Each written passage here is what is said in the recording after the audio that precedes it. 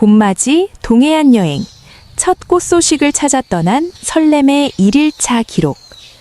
2026년 2월 24일, 길었던 겨울의 끝자락에서 남들보다 조금 일찍 봄을 마중하러 동해안으로 향했습니다.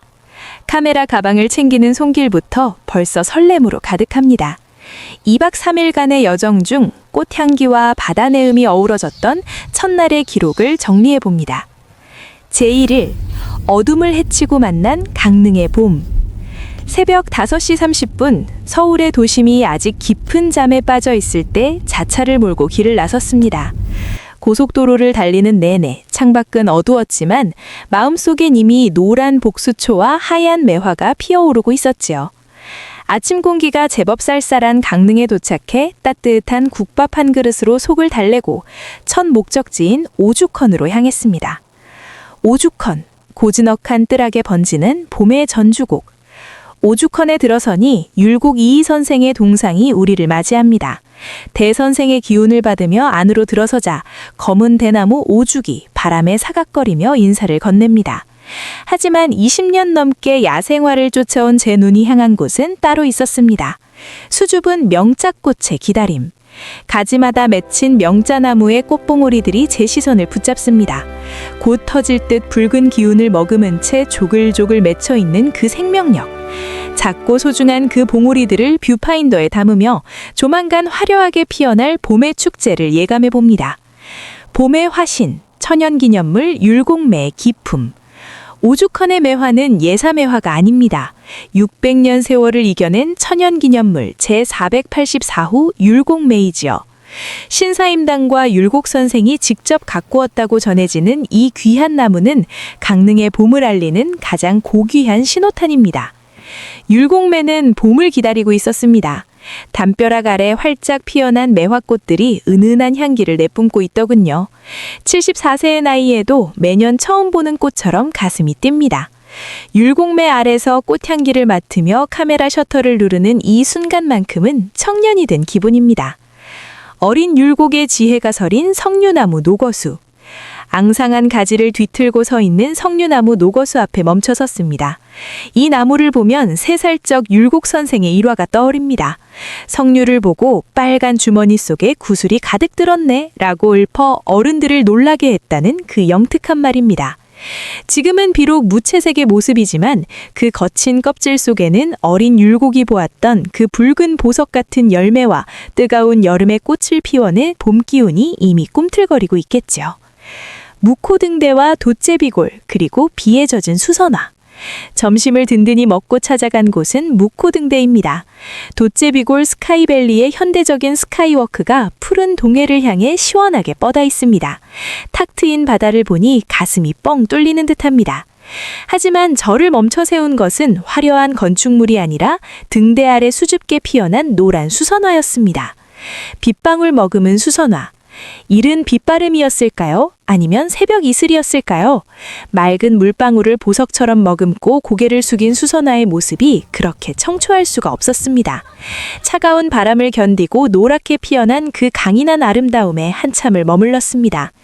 논골담길을 따라 걷다 보니 그 시절 빛나던 무코라는 문구가 적힌 벽화가 보입니다. 미워도 다시 한번 포스터가 그려진 무코 극장 벽화 앞에서는 잠시 발길을 멈추고 옛 기억을 더듬어 봅니다. 어촌 사람들의 삶과 애환이 서린 이 골목길은 봄볕을 받아 더욱 정겨웠습니다. 깊은 산속 휴양림에서의 별에는 밤. 동해의 푸른 바다를 뒤로하고 오늘의 안식처인 삼척 활기 자연휴양림으로 들어왔습니다. 깊은 산새 속에 자리 잡은 이곳은 공기부터가 다릅니다. 안내도를 따라 고즈넉한 한옥 숙소에 짐을 풀었습니다. 밤이 깊어지자 휴양림의 기와지붕 위로 믿기 힘든 풍경이 펼쳐졌습니다. 도심에서는 결코 볼 수 없었던 은하수와 무수한 별무리. 카메라를 삼각대에 고정하고 밤하늘의 우주를 정성스럽게 담아보았습니다. 따뜻한 밭바닥에 몸을 누이니 오늘 만난 꽃봉오리들과 노란 수선화가 눈앞에 아른거립니다. 설레는 봄맞이 여행의 첫날, 내일 만날 복수초와의 조우를 기대하며 동해의 깊은 밤을 마무리합니다.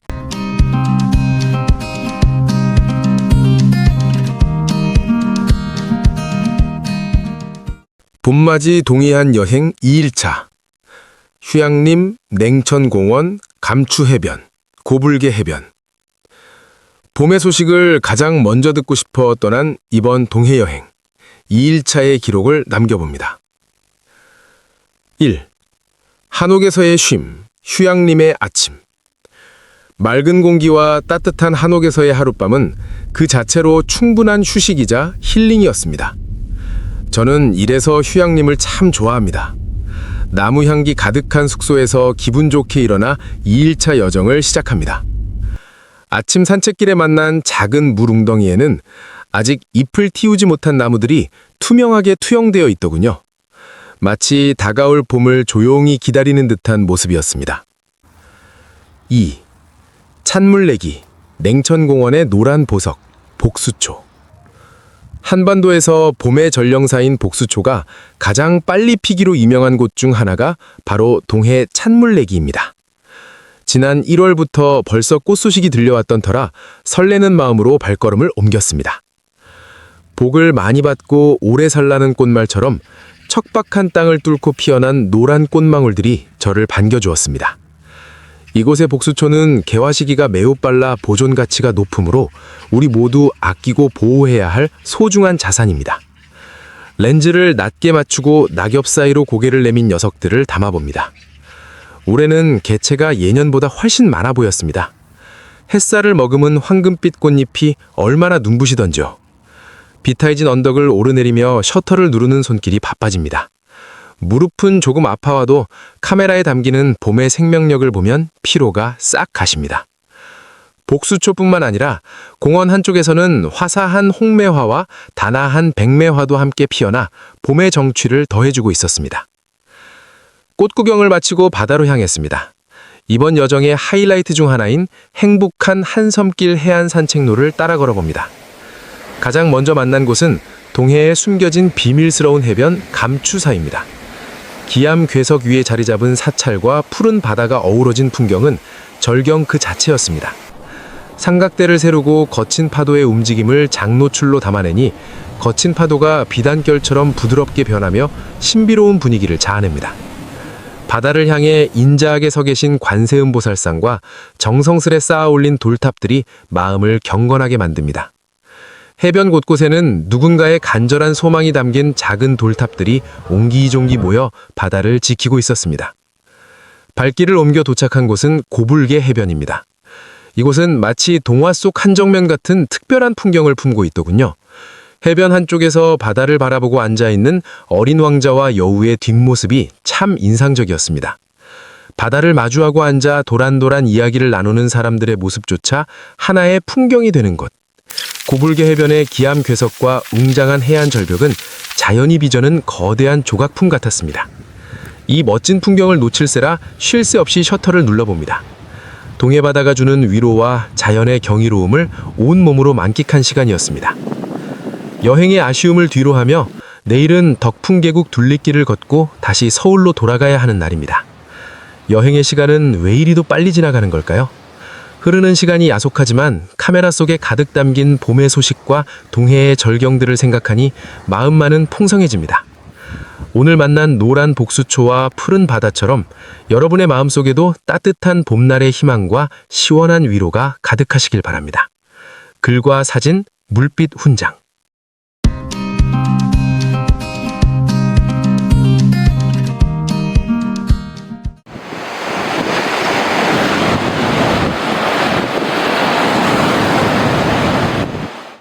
삼척 덕봉산, 파도와 꽃과 참새의 합창.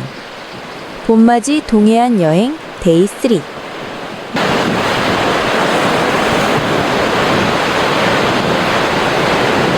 장소 강원도 삼척 덕봉산 해안 생태 탐방로. 1. 다시 찾은 봄의 길목 덕봉산 해안 생태 탐방로. 동해안 여행의 셋째 날이 밝았습니다. 오늘은 삼척의 숨은 보석이라 불리는 덕봉산 해안 생태 탐방로를 찾았습니다. 이곳은 과거 군 경계 철책이 있어 일반인의 출입이 제한되었던 곳이라 그런지 자연의 순수함이 그대로 살아있더군요. 입구에서 우리를 반겨주는 것은 마읍천이 바다와 만나는 지점에 놓인 정겨운 S자 외나무 다리입니다. 구불구불 모래사장 위를 흐르는 물길을 따라 놓인 이 다리는 보는 것만으로도 마음을 편안하게 해줍니다. 카메라 셔터를 누르며 천천히 다리를 건너노라면 마치 어린 시절로 돌아간 듯한 착각에 빠지곤 합니다. 2. 거친 파도와 정교한 예술의 만남. 덕봉산 둘레길을 걷다 보면 동해의 기계가 느껴지는 웅장한 파도를 마주하게 됩니다. 검은 바위 사이로 하얗게 부서지는 파말마의 모습은 언제 보아도 장관입니다. 자연이 만들어내는 이 역동적인 순간은 매번 경이롭기만 합니다. 해변 한쪽에는 악기를 연주하는 여인들의 조각상이 서 있어 거친 파도 소리에 아름다운 선율을 더해주는 듯 했습니다. 자연과 예술이 공존하는 풍경 속에서 잠시 발걸음을 멈추고 깊은 호흡을 내쉬어 봅니다. 3. 담따에서의 점심, 그리고 참새들의 합창. 금강산도 식후경이라지요. 점심은 인근 한정식집 담따에서 정갈한 상차림으로 해결했습니다. 배를 든든히 채우고 나오니 마당 나무 위에서 참새들이 떼지어 앉아 조잘거리고 있더군요. 파란 하늘을 배경으로 앙상한 나뭇가지에 대롱대롱 매달려 노래하는 참새들의 모습이 마치 악보 위의 음표들 같았습니다. 찍찍거리는 그들의 합창은 봄이 오는 소식을 전하는 반가운 우체부의 목소리처럼 들렸습니다. 청매화와 분홍매화의 고운 눈맞춤. 야생화를 찾아 전국 강산을 누빈 지도 어느덧 20년입니다. 그런 제 눈을 가장 번쩍 뜨이게 한 것은 역시 올해 처음 마주하는 매화였습니다. 추운 겨울을 이겨내고 맑은 자태를 드러낸 청매화의 단아함과 발그레하게 뺨을 붉힌 분홍매화의 수줍은 미소를 렌즈에 담았습니다. 꽃을 보면 가슴이 뛰는 것을 보니 저는 영락없는 꽃쟁이인가 봅니다.